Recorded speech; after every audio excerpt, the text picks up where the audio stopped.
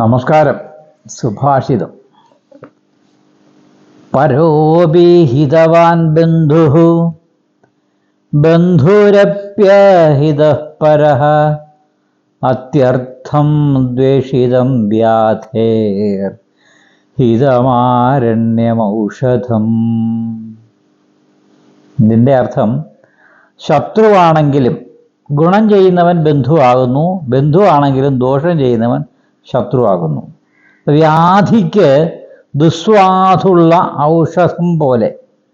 വ്യാധി മാറാണെങ്കിൽ വ്യാധി മാറാൻ എന്ത് ചെയ്യണം? ഔഷധം കഴിക്കണം. സാധാരണ ഔഷധം പോരാ, ദുസ്വാദുള്ള, അതായത് അല്പം ബുദ്ധിമുട്ടുള്ള മരുന്നാണെങ്കിൽ നമ്മുടെ വ്യാധി, നമ്മുടെ പ്രശ്നങ്ങൾ, രോഗം മാറിക്കിട്ടും എന്നാണ് ഇവിടെ സൂചിപ്പിക്കുന്ന ഉദാഹരണം. ഒന്ന്, നമ്മുടെ ശത്രുവാണ്, പക്ഷേ ഗുണം ചെയ്യുന്നെങ്കിൽ ശത്രുവാണെങ്കിലും അവൻ ബന്ധുവാകുക. ഇനി ബന്ധുവാണ് പക്ഷേ ദോഷം ചെയ്യുന്ന വ്യക്തിയാണ്, അദ്ദേഹം ആരാ? നമ്മുടെ ശത്രു തന്നെയാണ്. അപ്പോൾ ഇതാണ് ഇവിടെ താരതമ്യം ചെയ്തിരിക്കുന്നത്.